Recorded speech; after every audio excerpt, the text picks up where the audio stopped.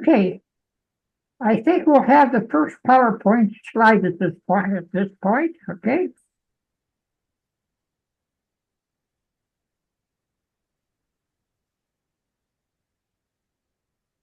When I was a doctoral student at Northwestern University, my anthropology professor, William McGovern, told me about his encounters with a shaman in Peru. Professor McGovern watched in awe as the shaman drank Yage, another term for ayahuasca. There are various terms, of course, in the Amazon forest, and described a memorial service for another shaman who had died just a few, just a few 100 miles away. 100 miles away. Mm-hmm. Okay, now, next slide.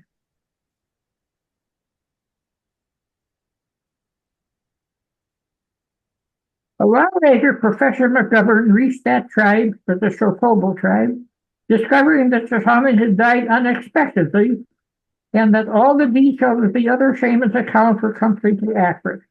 All of this is recorded in his book, Jungle Paths and Inca Ruins, which I have cited many times over the years. Now, Professor McGovern was a very, very colorful anthropologist, sort of a real-life Indiana Jones. Many wonderful exploits, many books. His book, Jungle Paths and Inca Ruins, was published before I was born.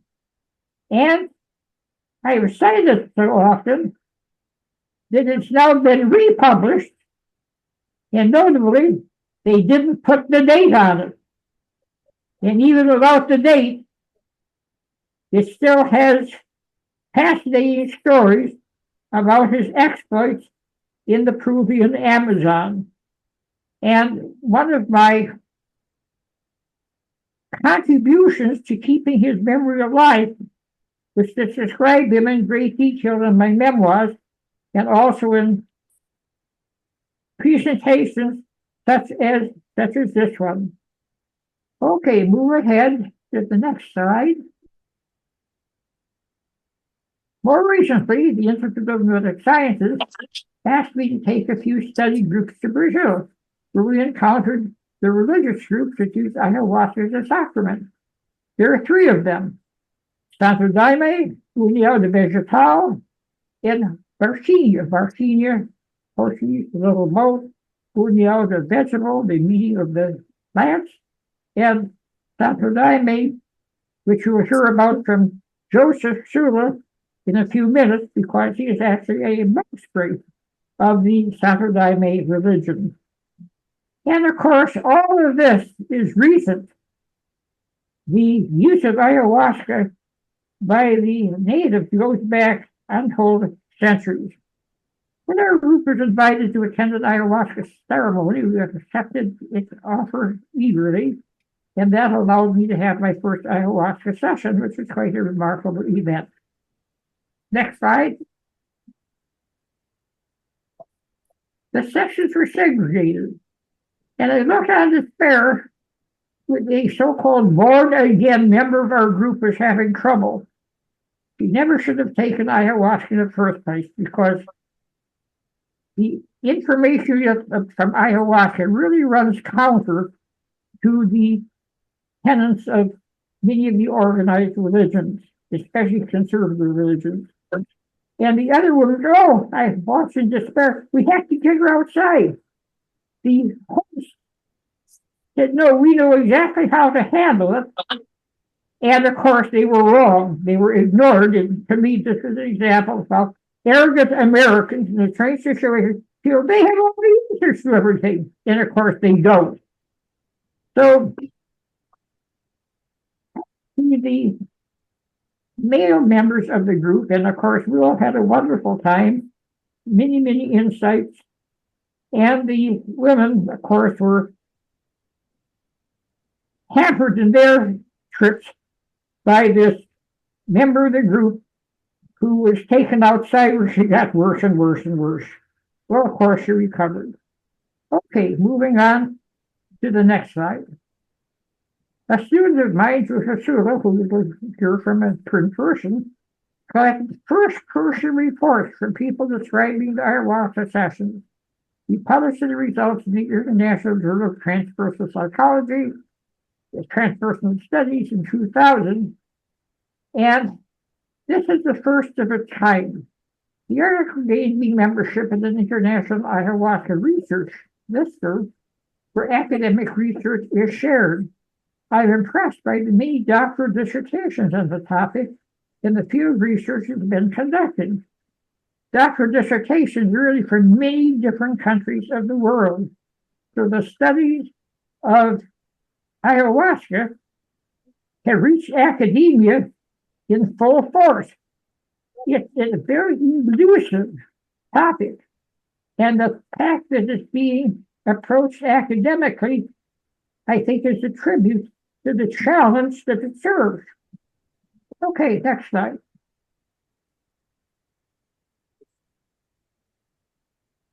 Unlike Joseph, I have not had the opportunity to participate in an indigenous ayahuasca session, but I am aware of the attention paid to the symbiosis of plants, humans, and other animals.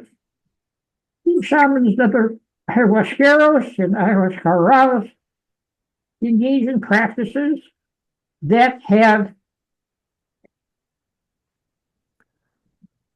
endured over the centuries. That have endured over centuries. Yes, whenever somebody chimes in, it blacks out the PowerPoint. That's why there's a little pause. Okay, so the interesting thing to me about ayahuasca is that the practitioners that go back centuries knew exactly how to handle it. Next slide. Practitioners of traditional indigenous medicine, TIM, have placed their empirical findings within a framework that combines objective and subjective experiences. One might contrast the humility of TIM practitioners with the arrogance of many Western interlopers who make proud declarations of what they have discovered, typically ignoring the centuries of groundwork that preceded them. One paying close attention to what may be called the 3 S's of proper psychedelic usage. Okay, next.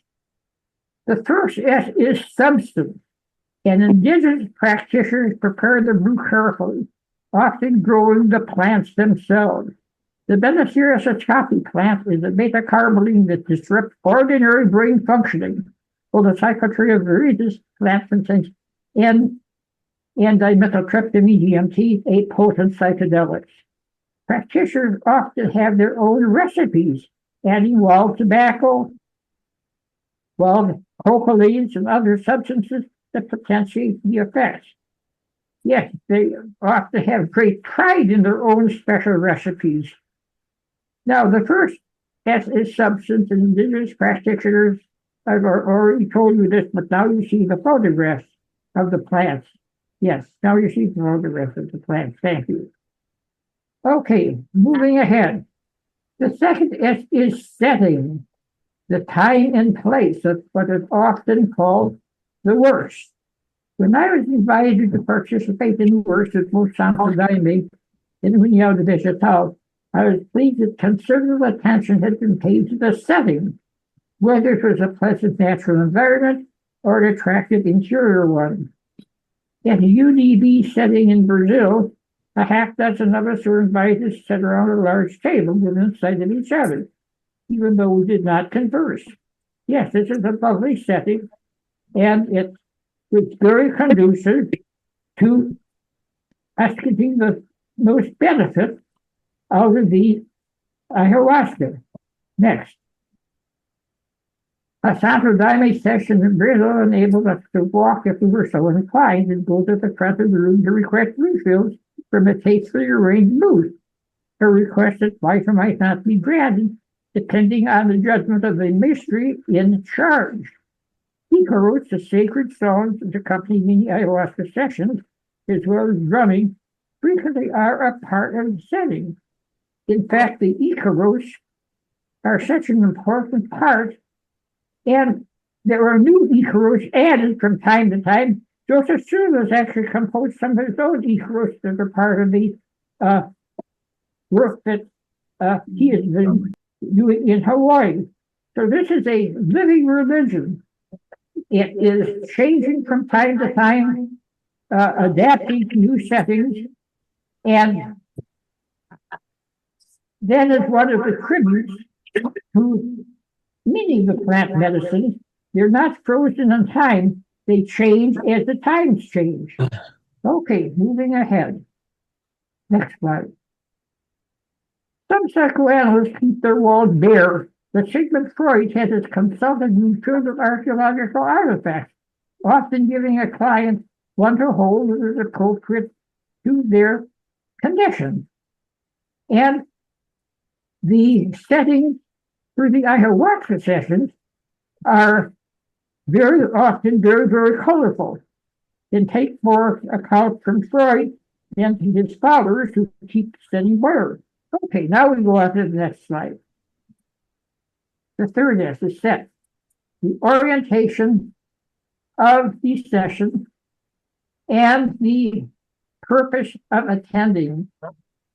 In the Saturday session I attended in Hawaii, supervisor Joseph Sula, the set was quite clear. There's a healing session for a colleague who had unexplained somatic issues. Participants are instructed to focus on her issues and not on our own. Next slide. I also participated in a session in Manaus, Brazil, at a transpersonal psychology conference. In that case, the substance was excellent, and so was the outdoor setting with a group of musicians playing drums and singing Icaros. Next slide. But the group had not been given instructions, and I spent most of my time counseling participants having adverse reactions, often taking them to a secluded location to throw up. Actually, purging is not uncommon in ayahuasca sessions, but they had not been informed, and that omission reduced the potential value of their experience. So again, set is so important, and if set is not specific enough, the participants often suffer the consequences. Next slide.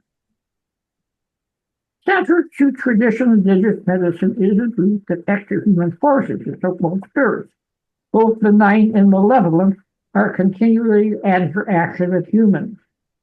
It is upon the benevolent spirits that the shamans and expert ayahuasqueros call to all community members face the mystery, the terror, and the delight that are not only a part of the sacred sessions, but also a period of challenges, opportunities, and traumas that arise in daily living.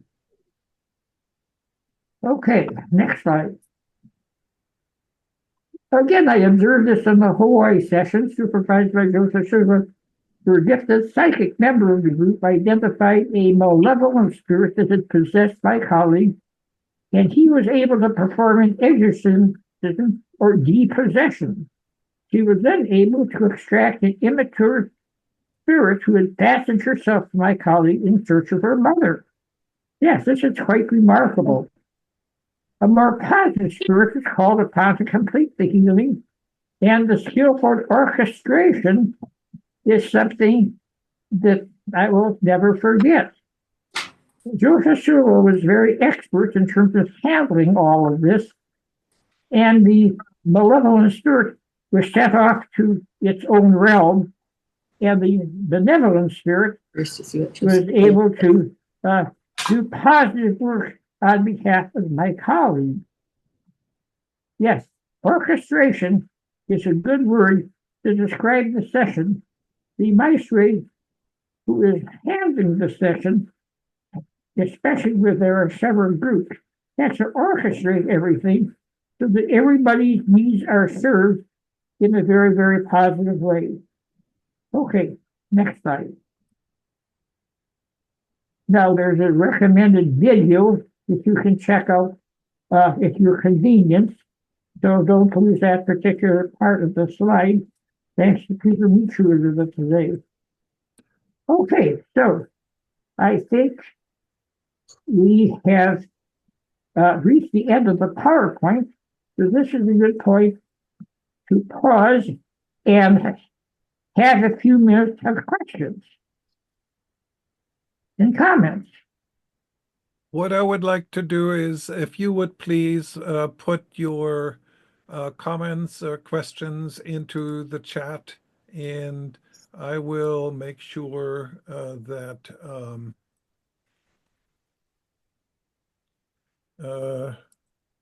Stan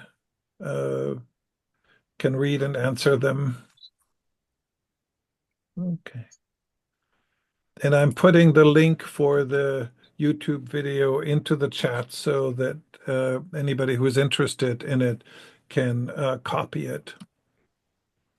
So the floor is open for questions or comments for Stanley. Okay, one question came through to me. What did I observe during this depossession, which is the term that they use for what we might call an exorcism? Well, my colleague is, of course, very visibly moved. And when the medium was depossessing my colleague of this malevolent spirit, the face and the gestures of my colleague became very calm and very relaxed, like a burden had been taken from her. Yes, that was sort of an unforgettable experience. Was there anything physically removed? Not in this particular case, no. There are examples of something being physically removed. I have not witnessed this myself. That's part of the lore that one runs about from time to time. So Stan, there's a question here. How does the ceremony help with modern disease such as anxiety? Again, this depends upon all three of the S's.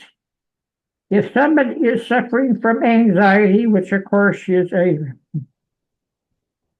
condition of our time, our age is often called the age of anxiety, they bring this to the table and tell the facilitator, the maestro, whoever is in charge, that this is the issue that they want to work on.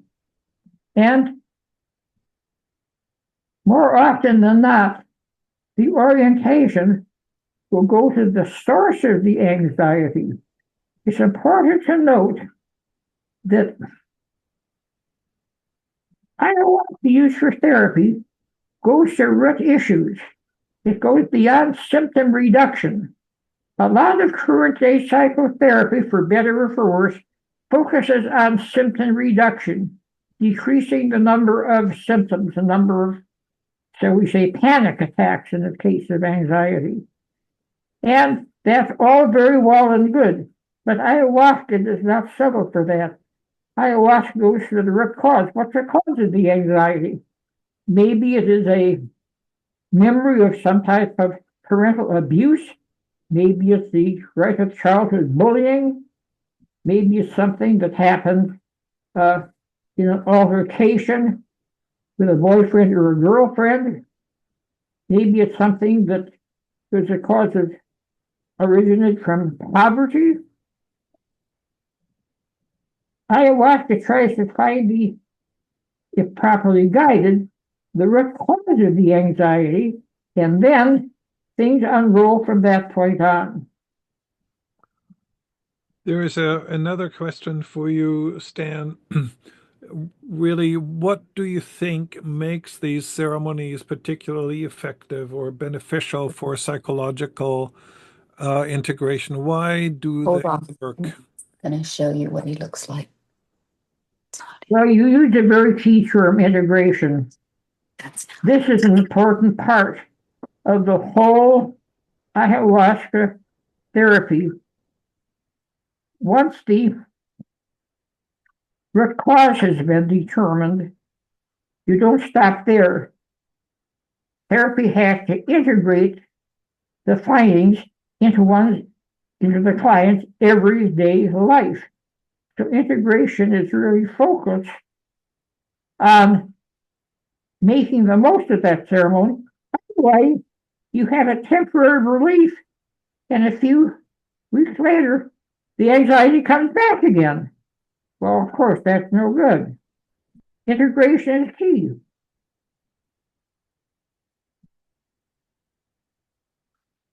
Okay. Thank you. And here's a question about contraindications.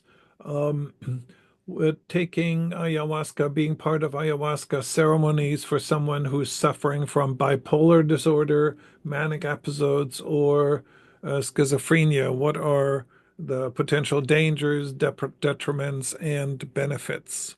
I think this is a very important question. Ayahuasca is not good for everybody.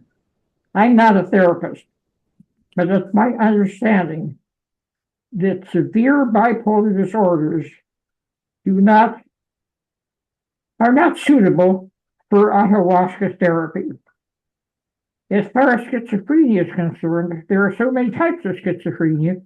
One has to be very selective and determine if ayahuasca is suitable for somebody with different types of schizophrenic symptoms. For paranoid schizophrenia, it might actually make the person worse. This is why a skilled therapist using ayahuasca has to also be a skilled clinical psychologist or psychotherapist to know the contraindications. You know, nothing in traditional indigenous medicine is a panacea. There are always limitations, proper uses and improper uses. Dan, there is a question if you are willing to share, can share some, I think this is a question directly to you, insights that have come to you during an ayahuasca ceremony. Yes, I'd be happy to share. I had a session, as you know, in Hawaii under the direction of Joe Fasola, who you'll be hearing from soon. And another friend of mine, Jim Hickman, was in the same ceremony with me. And we both had the insight at that time that there was a problem with our marriages and we should be prepared that our marriages would come to an end, which they did. And the ayahuasca session prepared us for this very, very disturbing aspect of our life. On a more positive note, I had an ayahuasca session that I think was my very first one in Brazil, when the sexes were segregated and I was with the men, and the students that I had with me turned into very colorful jade. And so I could see an aspect of his psyche, beautiful green jade, green, of course, being the color of nature, I had not realized before, gave me great insight into his basic nature. So yes, I have, again, I have not taken ayahuasca that often, but each time I've taken it, there has been something remarkable going on. The session in Manaus, Brazil, where I spent most of my time taking people off into the forest to throw up, that started out to be a very, very beautiful session because there were pavilions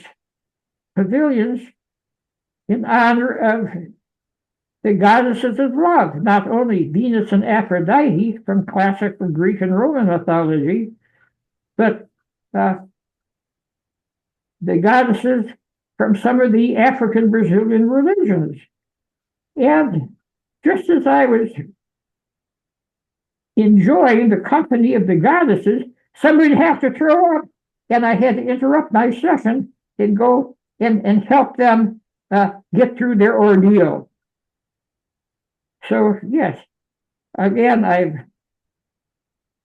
only taken ayahuasca a couple of times, but each one has been very memorable, one way or the other. Stan, what can you tell us about the long-term effects on ayahuasca? Are there any longitudinal studies? Yes, yes.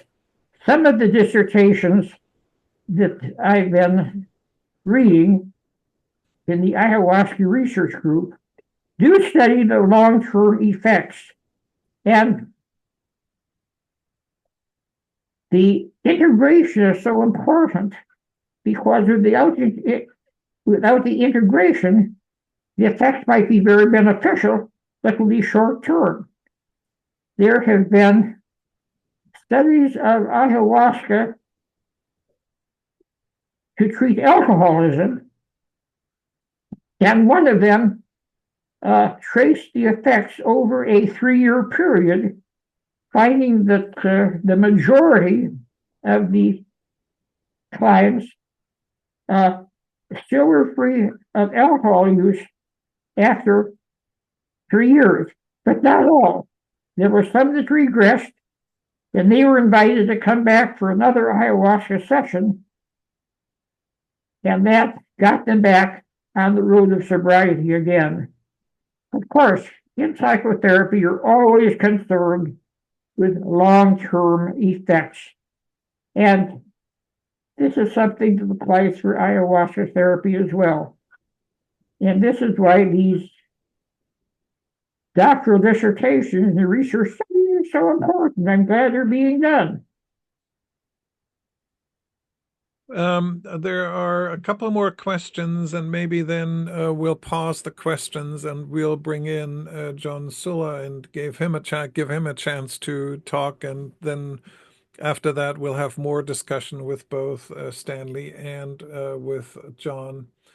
Stan, there's a question here, and I think it's referring to your description of the ceremony with that you did with John, that you described, where John orchestrated the healing. And the question is, did the possessing spirit come in during the ceremony, or was it already with the woman?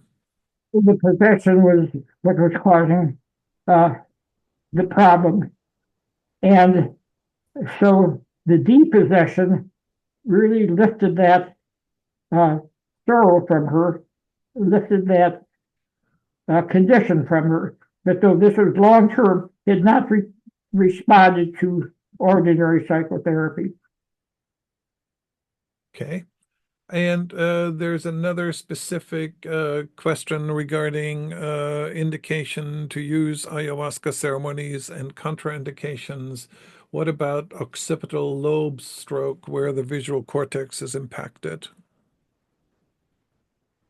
The ayahuasca, like other psychedelics, really interferes with the default mode network in the brain. This is a network that, among other things, establishes one's sense of identity and establishes one's mind wandering. With that conking out, a whole new scenario can be created. I just noted somebody asking about Michael Persinger's work with ayahuasca. Poor Michael Persinger is no longer with us, sad to say. Yes, his work with ayahuasca can be checked out on the internet. He was a very innovative psychological researcher, and I'm always happy to give him tribute. Well, okay. Thank you, Stan. And I want to bring in John now. And there's a question, again, a little bit more clarifying about the ceremony. When the ceremony opens people up and allows spirits in, and maybe you can talk about that also, Joseph. And sorry, I think I said your name wrong. So welcome, and I look forward to hearing you. And if let me know if you have slides to share. You can just share then. There should be no problem on your end. All right, thank you. Can you hear me okay? Yes. Right on. Yeah, thank you very much. I have some photos I could share just for some visual reference as we're going along. Thank you for having me. Thank you, Stanley. It's so good to see you, Professor, after some years. I met Dr. Stanley Krippner in 1996 at the International Transpersonal Association Conference down in Manaus, where I helped take a group of like 50 people from the conference deep into the jungle to the Santo Daime community of Sotomapia. I, as a young like teen, actually, was growing up on the East Coast and in Boston area. Just a regular jock kid growing up, but had some bad back injuries and was unable to run or jump for a couple of years, and got deep into research into spirituality, indigenous wisdom. Learned about ayahuasca through this book of what's it called, Wizard of the Upper Amazon, an old book about like a 13-year-old, 14-year-old who was kidnapped by a tribe and studied under a shaman using ayahuasca.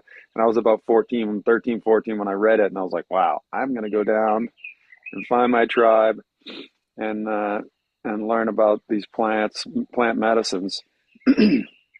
It turned out that I wasn't living with my father, but when I was telling him about it my senior year, he was a lawyer for an ayahuasca church. He had helped the first ayahuasca church form outside of Brazil. This was the Santo Daime Church, and he helped them form their church and import their sacrament and whatnot. And that church actually had gotten shut down by the government in 1990, and he had moved out to Hawaii. But when I was telling him about this interest, he was like, "Oh, well, we should go down and into this community, this Santo Daime community that they've invited me." So 3 days after I graduated high school, I was down there. Let's see, if you want to let me share, I will go ahead here. It looks like I can do that. Go into photos and so yeah, here you go. Let's see, how's that sharing? You guys seeing that? Yes. All right, cool. Well, that's me when I first arrived in this village with my father, and that is the matriarch of the village and her son. So the Santo Daime religion, I think we need a minute for Laura T. There we go. Was formed by Mestre Irineu Serra. He was a black man from the northeast of Brazil who moved to the Amazon as part of the rubber tapper movement there in the teens and 20s, 1920, around there. And working in the jungle, he was introduced to ayahuasca with some indigenous people and some other caboclo, mix of black and indigenous folks. And he started receiving visions from the queen of the forest as he saw it. This woman who was seated at a throne in the moon, and she started giving him instructions to go into the forest and do a diet, do a preparation to receive his mission. And he went on to receive this whole doctrine, a religion which integrates indigenous practices, the use of ayahuasca with other indigenous practices, and like the singing of in this tradition we don't call them icaros. That's more in the mestizo works. In the Daime, they're known as hymns, and these are like received through inspiration when in the force of the sacrament, the medicine. They call it Daime, Santo Daime. which means give me, you take it and like, give me light, give me strength, give me healing. And so it's a mix of these indigenous practices with Catholic symbology and practices as well, and African, like the Yoruban, like the Orishas, and there's integration of some African tradition, and there's also integration, a syncretic integration of Spiritism from like Allan Kardec, which is very popular in Brazil, not as much in Europe where it was started. So he started this tradition in around 1930, and mostly with the local community in the town of Rio Branco, the state of Acre, which is right near Bolivia and Peruvian border. And that expanded out, and one of his followers then formed another religion that was similar. This one was called Barquinha. That's one of the other Brazilian religions. This one was a little more into the Catholic practices. This tradition, they see themselves as like sailors going on these journeys out into the astral sea, and they'll do these works like every day for a month, and they also integrate more of the mediumship, the work with these spiritual entities for healing. And then another of his followers was Padrinho Sebastião. Padrinho, it's like in this tradition, they don't really call them mestres. They call them like he was mestre Irineo, but beyond that, everyone, like the leaders are like padrinos, like godfathers, or madrinas, godmothers. This was Padrinho Sebastião. Him and his family took this doctrine to another level in terms of like bringing a level of community. They went deep into the jungle and formed this community called Seu de Mapia, which now has like a couple thousand inhabitants. And they also helped expand this tradition throughout Brazil, the major cities in Brazil, and then across the world as well. There's several churches throughout Europe, the United States, Canada, Australia, and several other places in the world now, largely due to his family. His family being, that was his wife there that I'm with, and his son, who is now the leader of the sessions in our tradition. As you can see here, there's different types of ceremonies. They wear these elaborate uniforms, as Stanley, Professor Stanley mentioned. The women and men are in separate sides. They do use different symbols of like the double cross, the cross of Caravaca, symbolizing like the second coming of Christ through the daime. And basically it's like a religion where you don't have to really have an intermediary, like a leader who's telling you, like a priest who's going to tell you like, okay, this is how you meet God, this is what you need to do to be more spiritual or whatnot. Each person takes the sacrament and has their direct connection with God, and then the ceremony is more of a like a collective shamanic experience, which brings it back to a lot of like actually how the indigenous tribes still do use and did use this powerful plant medicine, in which they would all sing songs and do elaborate dances and whatnot. And then it evolved into more a mestizo shamanic tradition, where it's more like a doctor-patient kind of situation.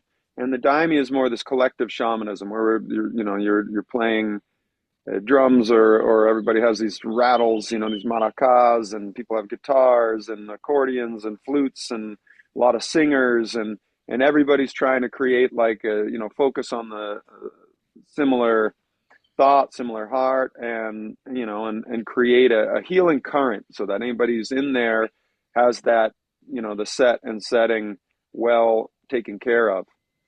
So here's just some other images of the ceremonies. These are like celebration works. These are more like sit down. There's kinds of sessions which are more internal, a couple times a month to just go and do like deep meditation in silence. And here sometimes they're even outdoors, that one's in the jungle, in the Amazon. And then, of course, there's the preparation with the plants themselves. This is the Banisteriopsis copy, and these traditions. The other major ayahuasca religion would be Union de Vegetal, as Stanley mentioned. That's the one that I don't have experience with, though I have met with some individuals that practice that tradition as well. This is a group harvesting the vine. And here's another shot of just the vine growing out there. This is the chacruna. We call it like the queen leaf, Psychotria viridis. This is the plant that has the DMT in its leaves. And so you mix the leaves with the vine, and the vine has the MAO inhibitor that allows the DMT to enter the bloodstream. And in the preparation.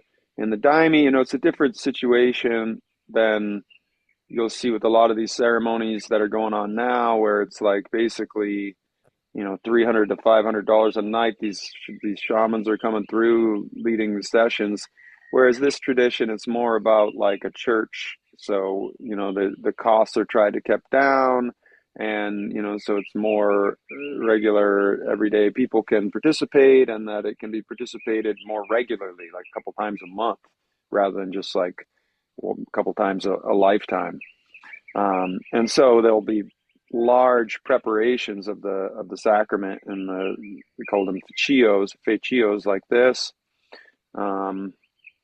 Here you can see the medicine being cooked. And that's about it, what I have for images. So there did seem to be a lot of, interest and questions as the mediumistic healing that goes on in these sessions and these traditions. I would say that's not like a central part of the religion itself, but Padrino Sebastian, who I showed a picture of and mentioned earlier, he was a doctor in a spiritist tradition where he would do these mesa brancas, these white table works, and he had these spirit guides that would come and do surgeries. He lived deep in the jungle, and when he met Mestre Irineo, he actually had a very profound healing because he had been sick for quite some time, and when the force of the medicine hit him, he passed out and had this vision where he was in like this divine hospital, and these two spirits came and opened up his body and took him all apart and found these two little like insects that were like in his liver, and showed it to him. It was like, oh, this is what was making you sick. And then they put them all together, and he was all better. And after that, he dedicated himself to studying this tradition and practicing this doctrine. He started receiving a lot of the hymns. He has a very powerful hymnal. And then years later, his spirit guides returned and started instructing him to do these works of indoctrination, where they would do a lot of work with cleansing out the how do you say, like, the way I'm seeing it is like in a psychological level. There's spirits.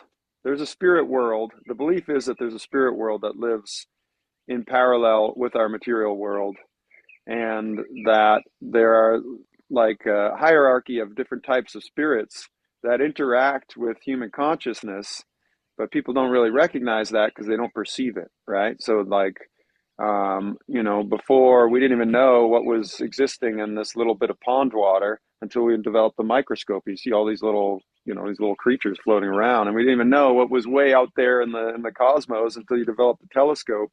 And they see the medium, the individuals who are mediums and able to be more sensitive, can perceive like a telescope into the spirit realm.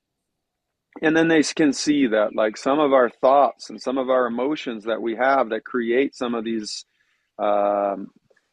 psychological disorders or unpleasant experiences of anxiety and different patterns of thought that can be unhealthy, actually can be the influence of these lower level spirits that are kind of trapped, and they have like a sympathetic attraction to people who are having certain emotions that they are stuck in, right? And they almost feed off that. So somebody has like a depressed kind of feeling, then this like maybe a spirit who is like stuck in this realm of depression will like kind of almost like parasitically feed on them, and like invoke more of those depressed feelings so they can feed on that and stay with them.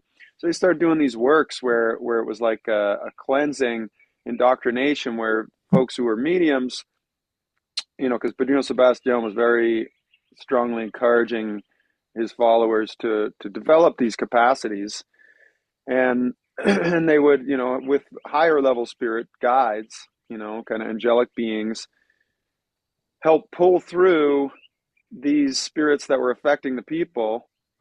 And it's not quite like an exorcism, like you're bad, get away. But it was more like, here, come, you're welcome here.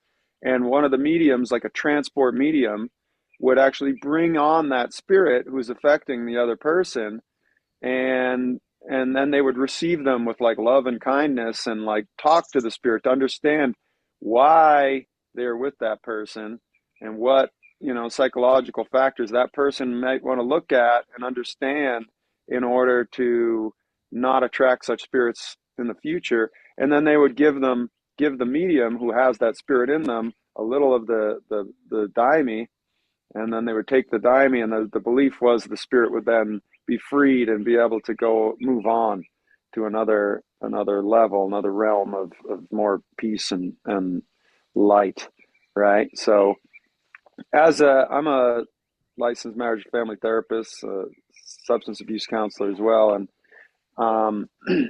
of course, I'm not going to like tell my clients, it's like, oh, you have a evil spirit on you or something, right? Because everything really goes to the worldview that the clients have. But I think it's really interesting, that perspective.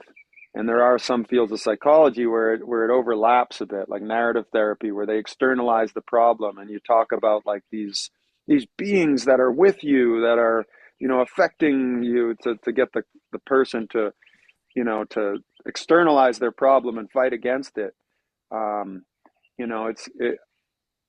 There is a good overlap with both transpersonal psychology and some levels of psychology, where you can look at it through just straight up, these are spirits, or these are aspects of the self that can be externalized.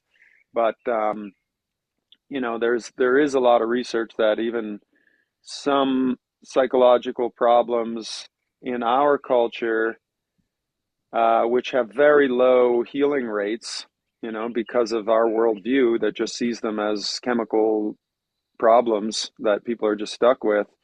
And the doctors are just like, oh, you're going to take this medication. Whereas in other cultures where they have like this shamanic worldview, they actually have a very high level of treating things like schizophrenia and whatnot. I do agree with Stanley, like he said, and if you're going to mix ayahuasca, we have to do, like in the churches here, there's a screening process that we go through before anybody can come, an orientation and a screening to make sure that they don't have these kind of manic, bipolar, schizophrenia, any history of any of this kind of stuff, because it can exacerbate the manic state. We've actually seen that in several situations that have become dangerous, and that's why these screenings are so important. There's also contraindications where ayahuasca can be very helpful for people with especially low-level depression. You can see very positive effects with that. Different levels of addiction can be really helped quite a bit. But if somebody's on antidepressants, that's contraindicated. A lot of these SSRIs you should not take with ayahuasca, so somebody has to be off the medication.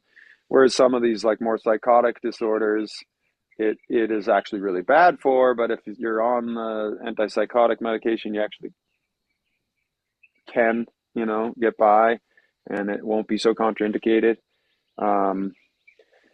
Anyways, this is I don't know if I want to go deeper into anything, but maybe I could pass it on to some questions, just see where the people's interests are at. Yeah, thank you, Joseph. Before we get into the questions, I just want to point out there are several useful references that have been posted in the chat. So if you're interested in reading up on some of the research, there are several useful references there. And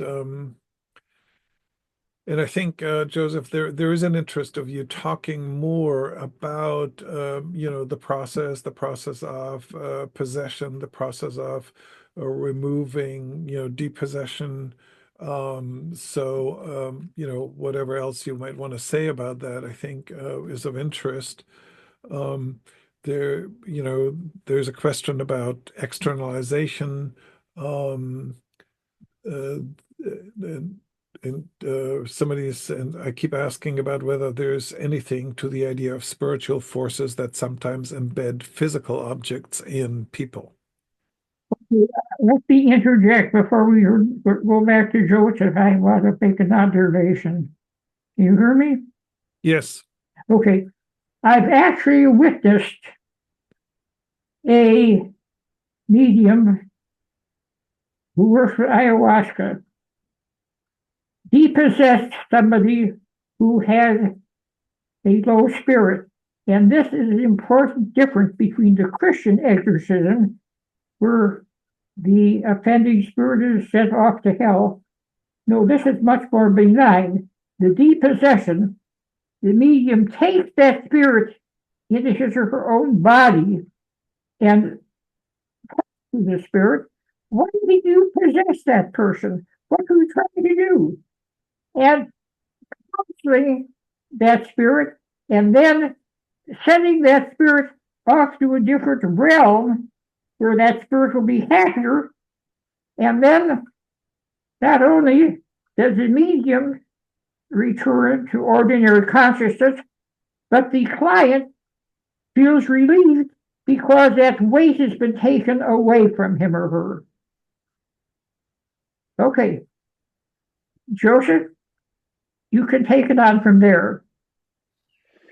Yeah, and then and then of course, because I've participated in the village down in the jungle. I was part of this healing team, and every Wednesday we'd get up like early in the morning at like 4 a.m. and the mediums would prepare, take some of the daime and meditate and do this preparatory work. And then once the sun rose and the day started, patients would start coming in, and we would have this healing team, and we'd do a lot of this transport mediumship work on one after the other. And basically it's like a cleansing, you're cleansing them out from these influences. But the beliefs are that like there's endless amounts of more of these spirits there, and it's really up to the like trying to learn and understand like what am I doing to attract this, this kind of energy and this kind of influence, and how can I shift my behavior, my thought patterns, so that I don't attract that in the future. Because otherwise, it's like we do all this work and we do this big shamanic session, and then the person goes out and they start behaving the same way, and it's like any other therapy. It's like it's great, but there needs to be that integration for it to land and go deeper, right? Joseph, one of the other things that I heard you say when you described what was going on is that there's also a healing of the possessing spirit itself. And that's really the qualitative shift, and that makes it different from what Stan was saying about, in Christianity and exorcism, you send the spirits to hell. But here, it's a healing of the person who is a part of the ceremony, but then also a healing for the spirit that is possessing. Is that correct? Yeah. There's like basically there's like four people involved in this whole thing, right? Because you have the patient, there's the spirit that's with them, there's the transport medium, and then there's the indoctrinator, the person who's actually like talking to the spirit inside the medium, and the goal there is to bring that spirit out from the person. And when they manifest in the medium, they're often like suffering. Sometimes they're angry and they start, banging things. Sometimes they're like crying and sobbing. Sometimes they're in total fear, and the other person that's there to try and talk to the spirit is trying to elicit information and trying to welcome them with a lot of compassion, with a lot of love, holding this like very like healing space. It's not like, exorcism, get out of here. It's more like, oh, you're welcome here. You're we're like you, brothers and sisters. And then, once you learn what you can from the spirit, you don't want to leave the medium suffering, because sometimes they're all tangled up in this, in this really difficult place. Then it's like, oh, we have this medicine for you. This is like, this is the light from the Queen of the Forest. This will like, help you to move on and be free from your suffering.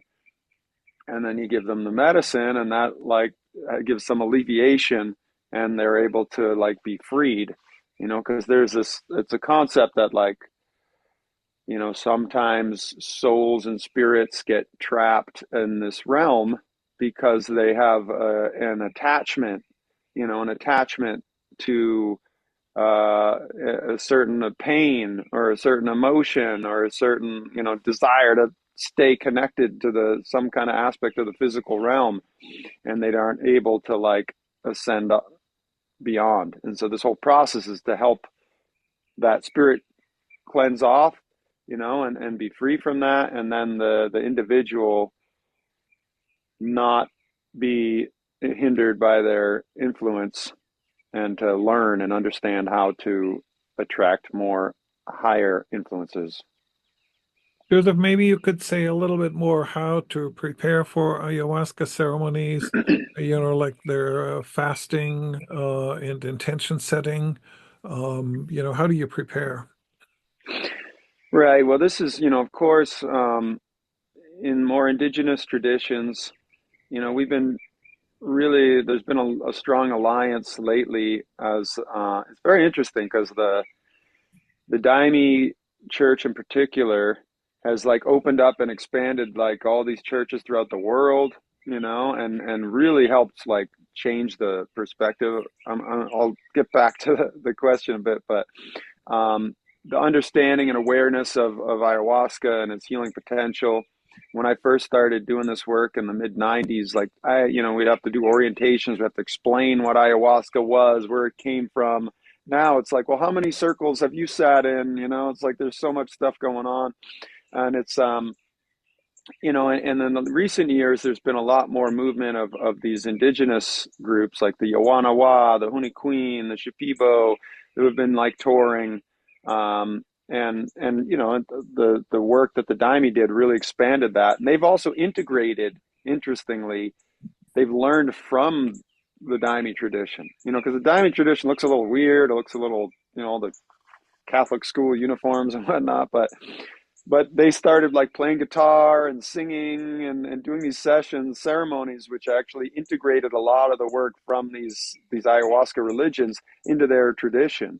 And they still do some of their own stuff, which is, ancient, but it's a very interesting connection that's happening, because, the indigenous people helped these religions form, and gave inspiration and gave the medicine to that. And now these religions are helping and give back to these religions in a lot of ways. But in the indigenous traditions, there's like dietas, diets that if people really want to progress and get more deep into the tradition and have more profound like healings, and capacity to like work in the shamanic realm, then they'll go and do diets for like weeks at a time where they will only eat like cassava, macaxeira. It's like manioc with very little salt, and take herbal baths every day, and maybe a little fish,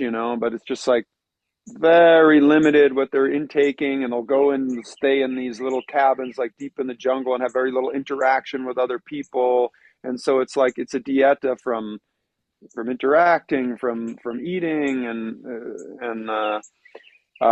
so those are more intense. In the Daime Church and these ones, it's more like we have like 3 days before, 3 days after, where you're supposed to fast from alcohol, heavy foods, sex. That's the main thing there. It's like it's a little more simplified because they do works like sessions almost like once a week or more even, sometimes. So it's like, people still eat meat and this and that, but in more indigenous traditions, they'll do these specific diets. It's not necessarily just before a session, but it's a training, whereas ours will do 3 days before, 3 days after. And then usually, people are going to find nowadays too, is like a certain like media diet is, I would often like advise as well, because if you're going to go into the session and want to be able to have visions and stuff, if you're having all these like, imagery from all the shows and movies and, Instagram reels that you're watching, that'll inhibit your ability to like process and receive as well. So it's about where we're at nowadays. Yeah, thank you. They're kind of two related questions. One is, how does the medicine work, and does the microdosing work? And now, what do you mean? How does the medicine work? That's the question. So I think it's like, what is actually the active agent, or what. Right. And the term, I mean, for me, the term medicine means something very, very specific, which is different from Western medicine. So, Yeah. Okay. No, that's cool. Because I mean, of course, on the chemical level, we have the MAO inhibitors in the vine, which allow the DMT to enter the bloodstream. The vine also has, harmine and harmaline, which definitely have their own effect. I do have friends that have been working on like certain antidepressant preparations with just the vine, and using the vine as a little bit of an antidepressant, because it does have effect on the body and some psychological effects, although it's not as like the visual where you have that level. I would say, like in my study of Amazonian healing in general, both with ayahuasca and with several other medicines that I've studied with down there, it's a very different path towards healing, right? Whereas Western medicine is so focused on identifying symptoms and making them go away, making you not have to feel those symptoms.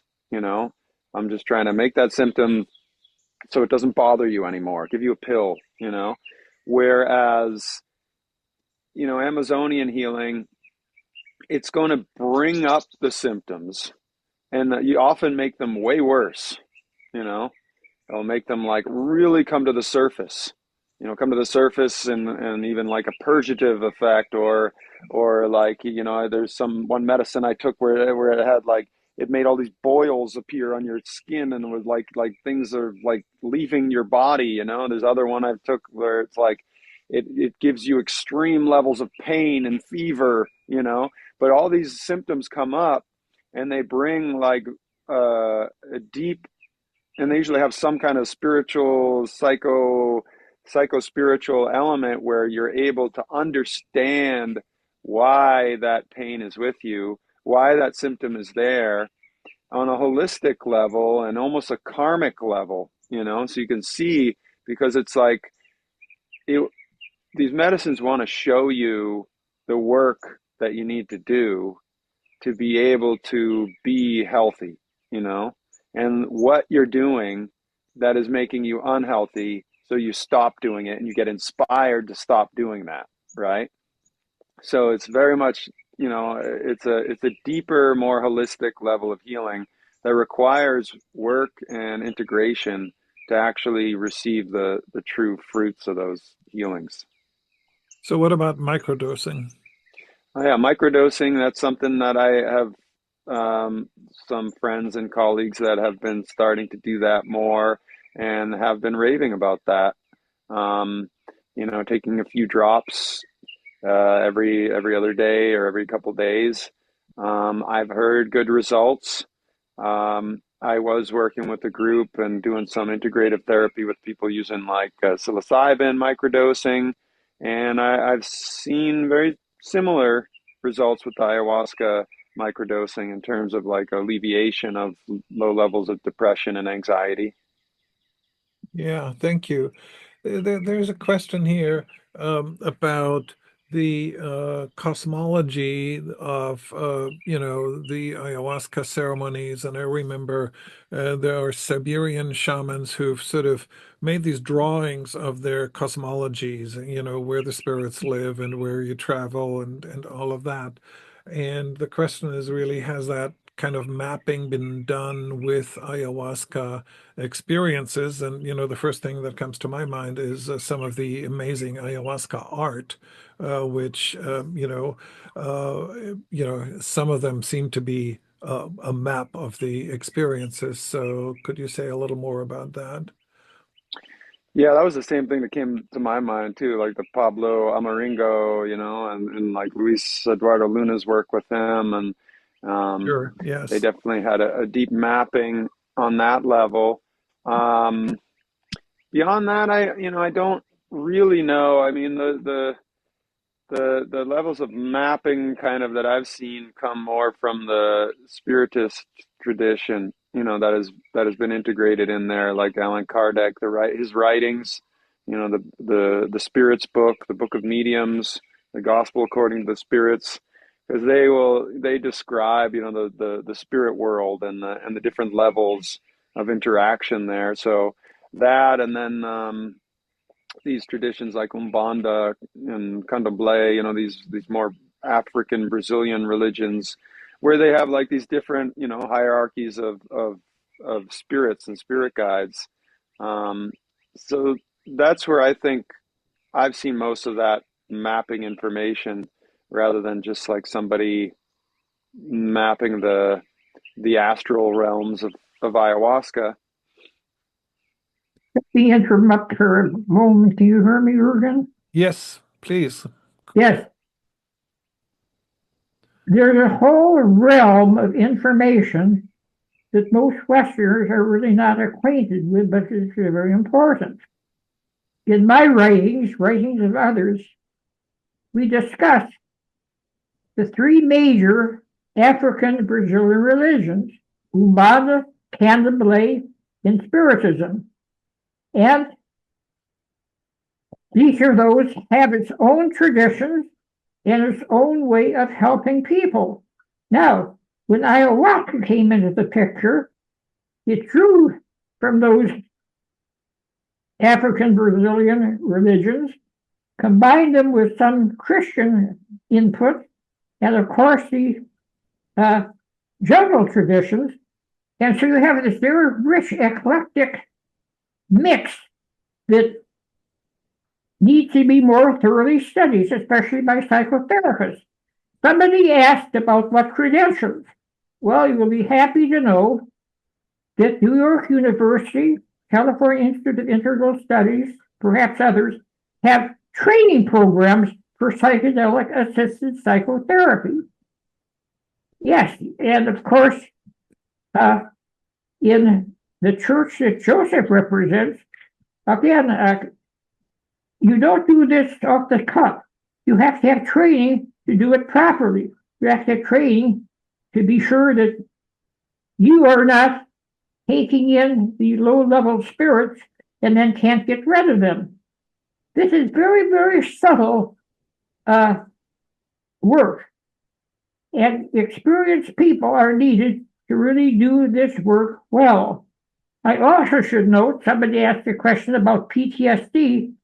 Well, yes, ayahuasca, in fact, other psychedelics have been used successfully to treat PTSD. Not enough work has been done, but it's very promising.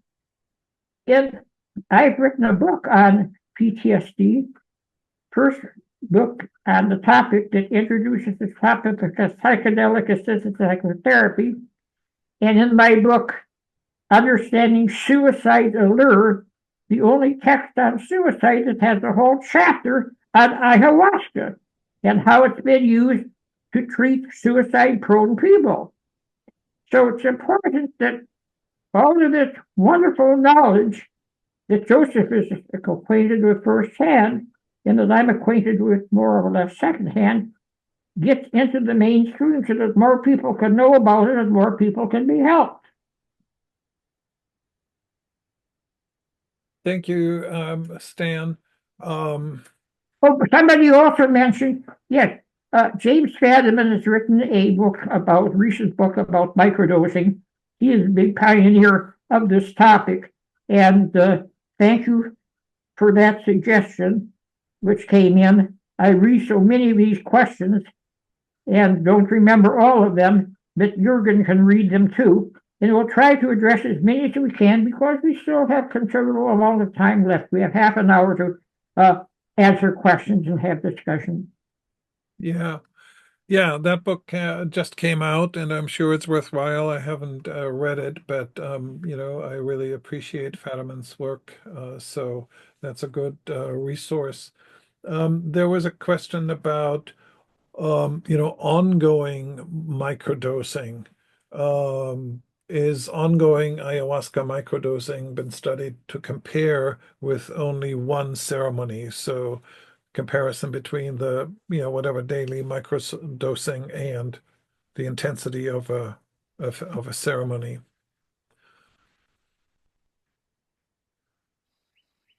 I don't know if Professor Stanley knows anything about the actual studies going on.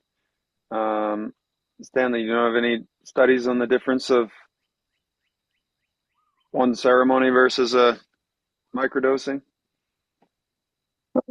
Yes, thank heaven there are ongoing studies. James Fadiman continues to do his work. Oh, I should mention another interesting comment that came. It was about Rolling Thunder, the intertribal medicine man who I worked with for a couple of decades. And somebody remembers him extracting a low-level spirit and putting it into a steak. Well, he was very innovative. He did things like that. I can remember an example. Oh my God, this is taking too much time.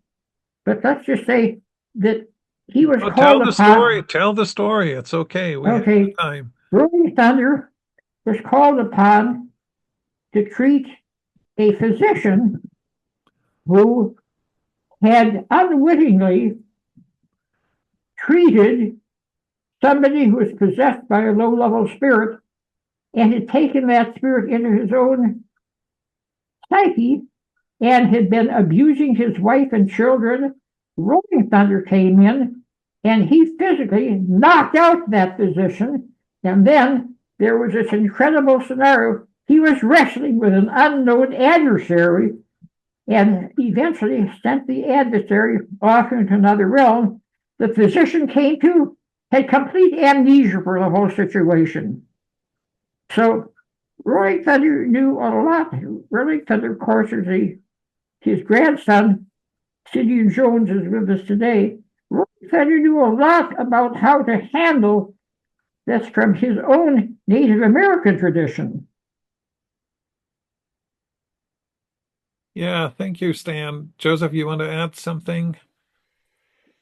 Well, just, in terms of the microdosing, macrodosing, it's just such a different experience altogether, right? Because any kind of macrodose experience, you are having that cathartic, experience, a transpersonal experience. You're having an ability to just get really shaken up And sometimes people really do need that because they're stuck in some kind of patterns and they need to see something like, it's almost like a way to bring someone to the precipice, to see like, whoa, I really need to change, and what do I really need to change? Whereas a microdose thing is going to alleviate symptoms, and give some little boost, like, so that people can live their lives in an easier way, it's much way more subtle. So I mean, it's just such a different experience altogether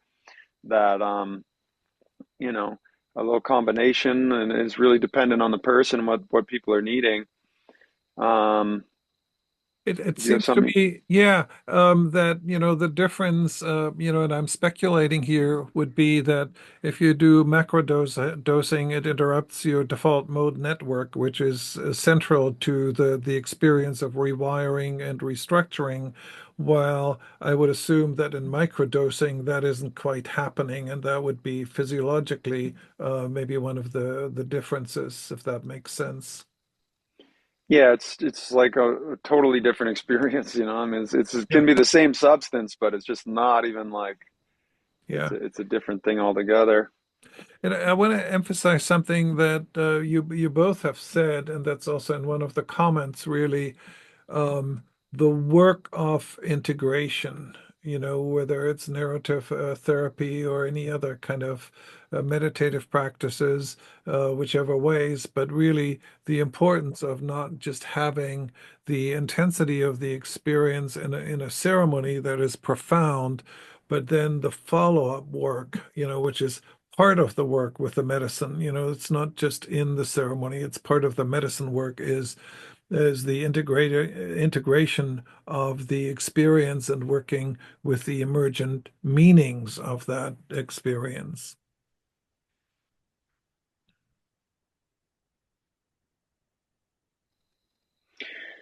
Yeah, I mean that's definitely where, like I've been saying, like that's where the actual healing can manifest, right? I mean the medicine or the can gives the opportunity, it gives like a path, it like opens a door, but the person has to walk through, and often having some support for that would be helpful. I see that question about credentials, what credentials are needing for somebody who might be an integration specialist.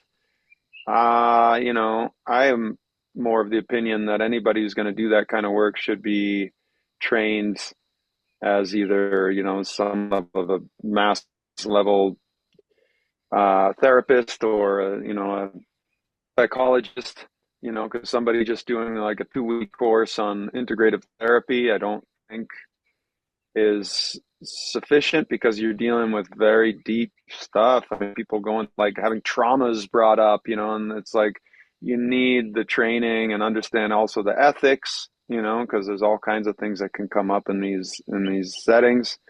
Um, so I would feel more comfortable people doing that if they were licensed professionals who also then went and took like the 6-week course in integrative therapy.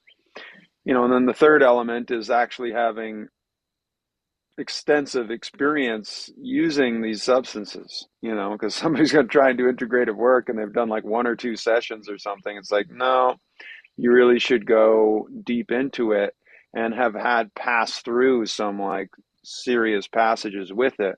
And you know how to navigate and you know how to integrate, because if you don't know how to integrate it yourself, you're not going to be able to do it. So those would be the three main things I would say are required.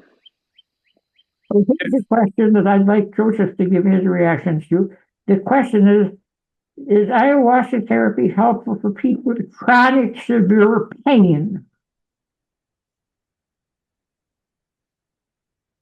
I definitely think it can be. Like I said, there's like my teachers in the jungle there.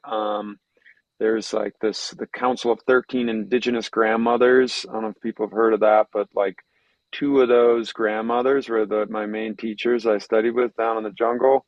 And one of those, had received many messages about how pain is like our greatest teacher, And like I'm saying, when we're in the Western culture, it's like we avoid pain. It's like the plague, you know. It's like you don't want to have pain. Take your Advil or whatever, your Tylenols. And whereas, you know, in these traditions, it's like we want to go deep and learn through pain. I had this one time I went to the jungle where I had this accident to my neck and jaw, like right before I went, and I was going down to spend like as long as I could. I was going to spend 6 months to 5 years down there, but I was having such chronic pain. So every time I would do a session, I would just be in full paralysis and like I have all this pain. I would be like lied down, and I was experiencing like so much suffering, you know, where I was like able to like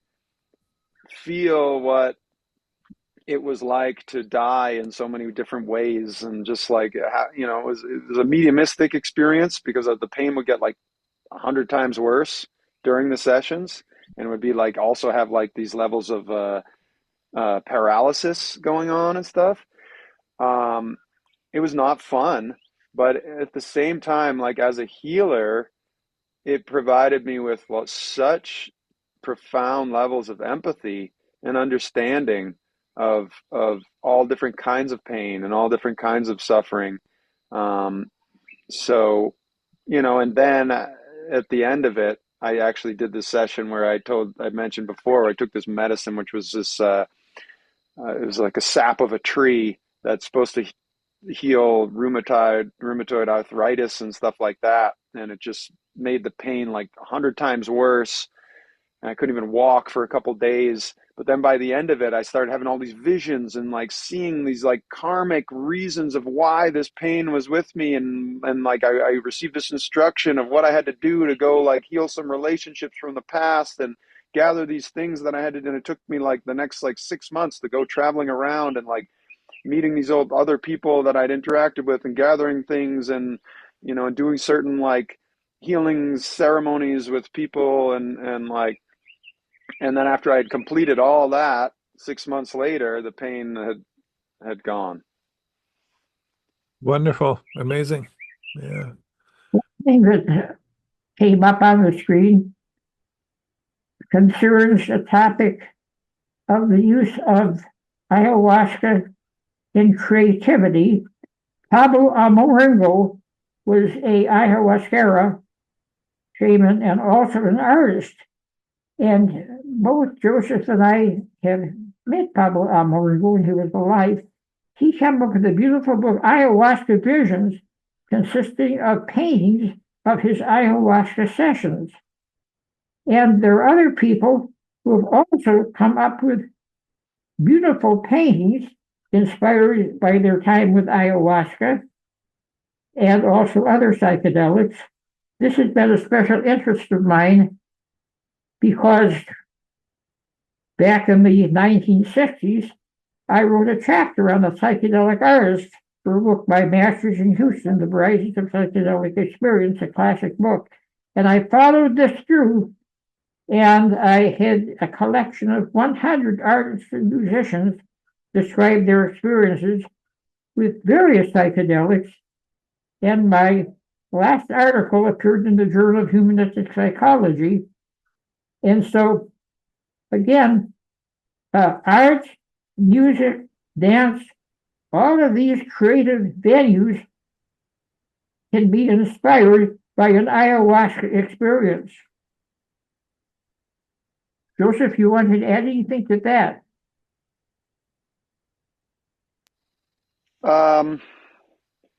Yeah, not much. I mean, definitely, you know, I would say, you know, working with so many different people that, you know, have had sessions that, you know, some of people are not visually oriented, and they don't have that like visions in the work. They get like more inspirations and like, you know, like like they hear things or they just have revelations, you know, whereas some people just they're like, oh, I saw all this stuff and it was amazing, and they can like, and you know, if they're talented, they can bring that forth and have amazing creative inspirations. And creativity can be enhanced in other ways too, not just in physical art, but in writing and in like having more clarity in what people want to manifest in their lives and what they want to do and create, you know, and build. Um, so I think it's very potent like that. For me, that's always been like that. I can't do a session without getting all this inspiration of like, I need to go do work on this project and build this and plant this garden. And, you know, it's like, it's always giving almost like instructions and inspirations, you know. One The other question, thing that for me, just real quick, is like, I don't know, just like in terms of like insights, and they ask Stanley and stuff, it's like for me it's almost always the same thing. It's almost always just like be more loving, you know. It's just like, have you been loving to the people around you? And anytime you see like, wow, I was kind of grumpy, I didn't kind of treat that person so well, it's like that's going to come up, and it's just going to be like the message of just like be more loving, be more compassionate, you know. That's like just always the theme that I see running through these teachings that I'm getting. much of this is due to what happens in the brain during ayahuasca. I already told you about how one's sense of self is often bypassed. Also, the amygdala and the hippocampus are stimulated, memory and emotion, and this can result in the compassion that Joseph just mentioned to you, something that can carry over into daily life. One question just came in, which is extremely important.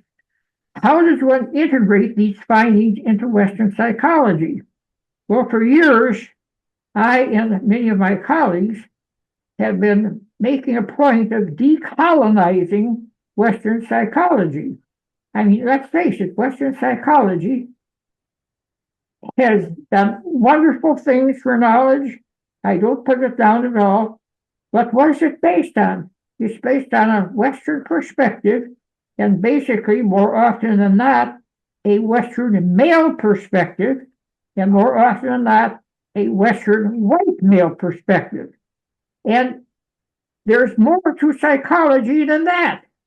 And decolonizing Western psychology, bringing in more from Eastern traditions, especially meditation, bringing more in from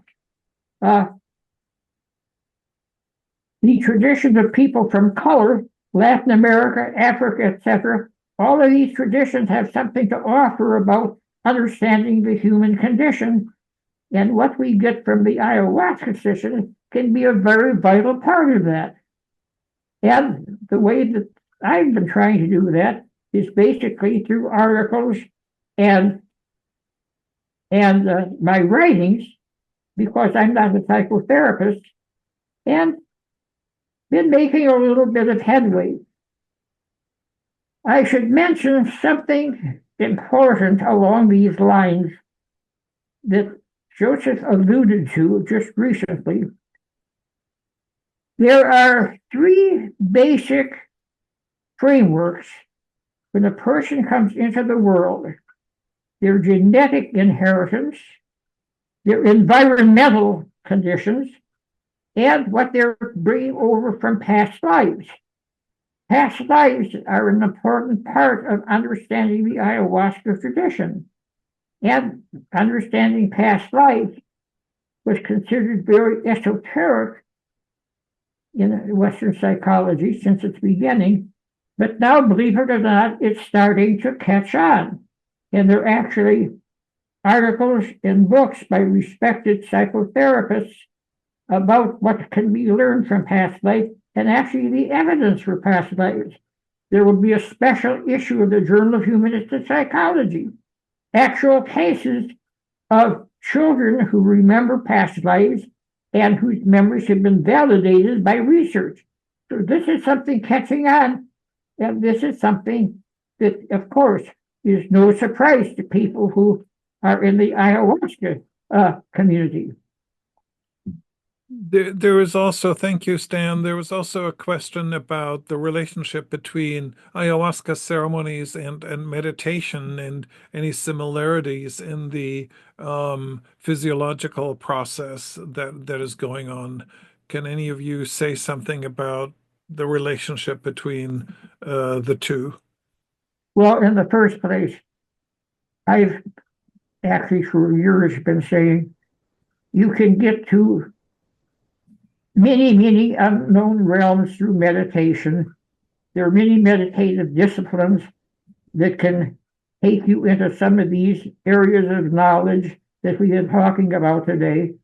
So meditation is one route, and for some people, this is a better route than the psychedelics. In terms of the similarities,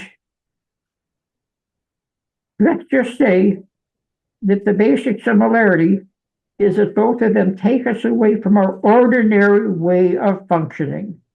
Our day-by-day ordinary consciousness is what we need to survive in the world. But using meditation, using holotropic breath work, using dream work, those are other paths that can also take us into some of these realms. Joseph, do you want to comment further? Yeah, just in a lot of ways, the ayahuasca experience, it's seen as like almost allowing people to go into the revelatory experience pretty quickly, whereas some folks have to like really work on their meditation techniques, and practice. Or other spiritual practice, where somebody could have an ayahuasca session and like get right to the revelation real quick. Some people have issue with that, feel like, you should have to really study and prepare yourself to get there. But there's this level of when the force is coming on, when the effects are starting to come in, the brain waves, go from that like alpha, go into that alpha state, like you're starting to fall asleep. That's why you see people start yawning, and the brain thinks it's like, the visions start coming on. It's like they think they're starting to dream, I think that there's a similar thing where if people get deep into meditation, they're getting to similar states of consciousness as well, with that. I would imagine that there's also a big difference between those who, like some of the Tibetan monks who disappear, or the Bonpos who disappear into the caves of the Himalayas and stay there for years and practice and practice and practice, which I think is very different from, a mindfulness meditation in the Western world on a, more of a beginning stage. It's almost like the difference between microdosing and having a full-blown ayahuasca ceremony, because I think with ongoing deepening meditative practice, I think it impacts the brain and our physical being in much more profound ways, especially when you add fasting and other practices to it. Yeah, let's see. So there's a question about for Stan about Nina Grabois and experiences that you've had with her, Stan. And what was the question? Nina Grabois. Oh, good heaven, Nina Grabois, of course. Well, wait until the Journal of Human Psychology comes out, and you'll read all about it. Nina Grabois was a very good friend of mine, also one of the doyens of early psychedelic exploration. And we were good friends until she passed on. And now just recently, a young girl has had some past life memories and claims that she was Nina Grabois in a past life. And actually, this young girl was born 100 years to the day after Nina was born. And this is one of the cases that will be written up in the Journal of Humanistic Psychology. Nina Grabois wrote a wonderful autobiography called One Step in the Future. And the people who were examining this young girl brought the book And immediately the young girl said, "That's my book, that's my story." And the young girl also came up with memories about how Nina and her family escaped the Nazis during the advent of the Second World War. Yeah, this will be a fascinating case. You can read about it whenever the special issue of Journal of Humanistic Psychology comes out. One of many cases of children whose alleged past lives have been documented. And of course, the University of Virginia had been doing research for decades about past life memories. And all of this work has been synthesized in a book by one of the, actually several articles, several books. Go to the University of Virginia Division of Perceptual Studies, you'll get a long list of the publications and books where you can read about this topic. Yeah, as I said a little bit earlier, the American Psychological Association has just published a book about death as an altered state of consciousness. A very scholarly book. And what's in the book? Documented cases of past life memories, mediumship experiences, near-death experiences, all the things that have been taboo for years and years and years and are now working their way into mainstream psychology. The American Psychological Association has been criticized on other grounds, but at least they got things right by publishing this book. And then another recent book by the same author, Iman Baruch, on altered states of consciousness, explores various altered states, including psychedelic states, again, with the imprimatur of the American Psychological Association. This work now has to be taken seriously. Yeah. Thank you for that, Stan. There are two more questions that I see here. One is very specific about, an Aya supplement that I think has been promoted a lot in recent weeks and months. And how is that, I think that's designed for microdosing. Do any of you have any feedback about this particular supplement? And then there's a question about doing ayahuasca alone versus in a group. I'll let Joseph answer the first question. Let me go to the second question. My own personal bias is not to do ayahuasca alone. I think a guide, or at least a friend, needs to be present because ayahuasca can be a trickster. Ayahuasca can be unpredictable. And as with any psychedelic substance, you're dealing with some very potent chemicals that affect the brain, sometimes in unexpected ways. So my personal bias is not to take ayahuasca alone. Let's see what Joseph has to say about that.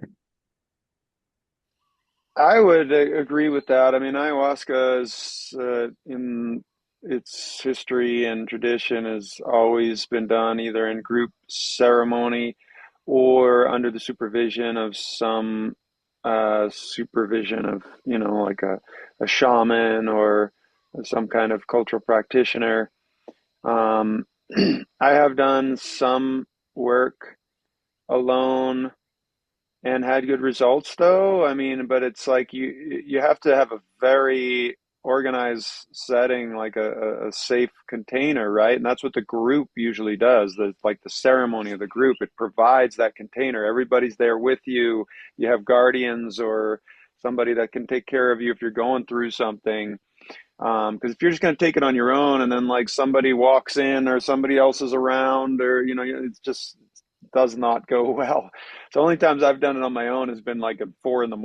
or something like that when everybody's sleeping. You just get up at 4 a.m, take a little, meditate for a while. Sometimes I even go back to sleep and have super profound dreams.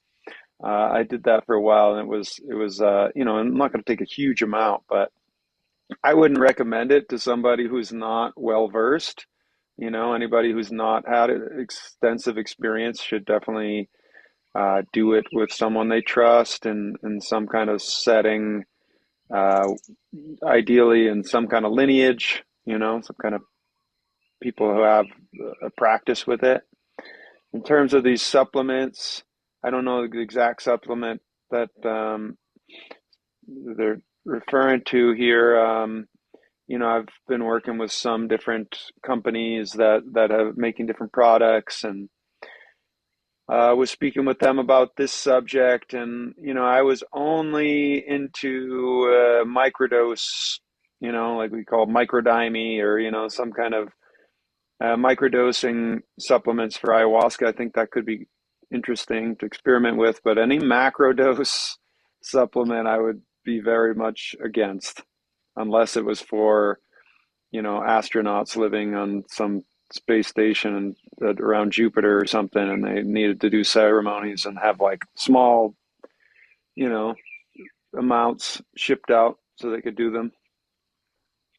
There's a sort of a follow-up to the group question, which is really, I think, a question about sort of the group dynamics of the ceremony. There's a question about mirroring each other. To what extent is there attention to the interaction between the participants, or, is it held in the container of the group, but everybody is sort of doing their own ceremony? To what extent is like in group psychotherapy where people might mirror each other, to what extent does that come into the ceremony? Yeah, I'm not sure about the mirroring part. I mean, from what I've seen, especially in the ayahuasca churches, and this kind of goes against like American culture specifically, and as one of the many like resistances people have to these kind of church experiences, is that there's a strong encouragement towards conformity, that like everyone has the same uniform, everybody follows the same, rules of behavior and how they move and interact, and there's not a focus on like individuality. And I think that's a lot, so that people don't stand out. It's not about like expression and like, thinking of what you want to be and who you are and ego and stuff. It's more about just like becoming part of a whole. It's just like a cogs in a chain, to create just a healing current that is not about the individual, but it's more just about the union of people working together with the same focus, with the same, vocalization and music and the same heart, that can create a more profound thing. When it gets into like individual, that's why I even like therapeutic work. It's like there was that show, I don't know, it was like Kentucky Ayahuasca or something like that, where this guy's doing like therapy in the middle of sessions and stuff, and I don't like that. I think like I like integrative therapy afterwards, and just let everybody have their experience. And it's not about like individuality, but where you see the mirroring or the projections and the that can come up when you have a group that's working together, like in a church, and you have the same people that are working together for months or years at a time. That they're, as a marriage family therapist, I definitely believe that there's a tremendous amount of healing that comes up with the reflections we get from each other. If you're living and doing these intense practices together, you're going to get reflections in terms of like the medicine itself is going to show you what you need to heal and what you need to change, but then your interactions in a community, you're going to get that even more from like how people respond to you, what they're having troubles with and issues, and how they're getting triggered. And and as a leader, it's even worse, because there's a tremendous amount of projection and like father, people come and they're looking for healing, and they have like daddy issues and all this stuff that gets projected onto leaders, and it's a pretty kind of rocky scene to navigate that definitely is not easy. I'm more into like nowadays, it's like, can we find traditions where it's not so focused on like a leader or some guru character, and it's more just like, we're here together and we can trade off who's leading, because I've gone the other route and it's not pleasant being the focus of all that. Can feel great, you're the big leader, but it's like, no, thank you. I don't want that anymore. I hear what you're talking about, also really about how to build a strong container that can hold the individual experiences and the importance of that container. We're out of time, so I want to just invite Stan and Joseph for any concluding remarks before we sign off here. Stan? Let me make a few concluding remarks. It's always important for me to mention Salvador Roquette, the Mexican psychiatrist who was a great pioneer in group psychedelic sessions. And I saw him orchestrate his sessions with large groups of people. He was a master of doing that, and he should not be forgotten. Also, I wanted to bring people's attention to what Joseph did, reading that book. That's a classic book about the young man who was kidnapped and went into a tribe and came back and wrote about it. That stimulated him. Just like when I read about the Life magazine article about Maria Sabina, that motivated me to actually go and meet her, and that integrated me into the world of psychedelics. And Joseph went into the jungles of the Amazon and had these incredible experiences. And now we're being really blessed by all of this knowledge that you folks have been listening to today. Thank you, Stan. Joseph? I just want to thank you. This is, I'd like to look into your organization more. It sounds really cool what you're doing. Great job hosting this. Thanks, everybody. Mahalo nui loa for everybody who was able to participate. And just a moment, just appreciate the legend, the icon, Professor Dr. Stanley Krippner.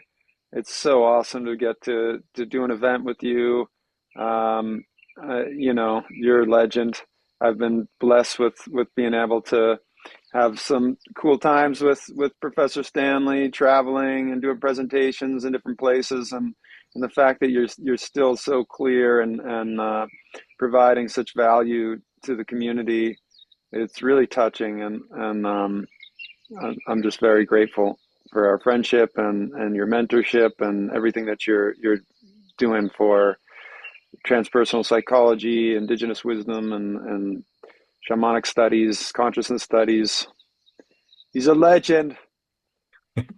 He is. Thank you so much for your kind words, Joseph. And I'll send you an email right after our session here. So I want to thank everybody for being here. We will post this video in the near future on our website. We'll post all our videos. It may take a couple of weeks. At times it takes a little bit longer.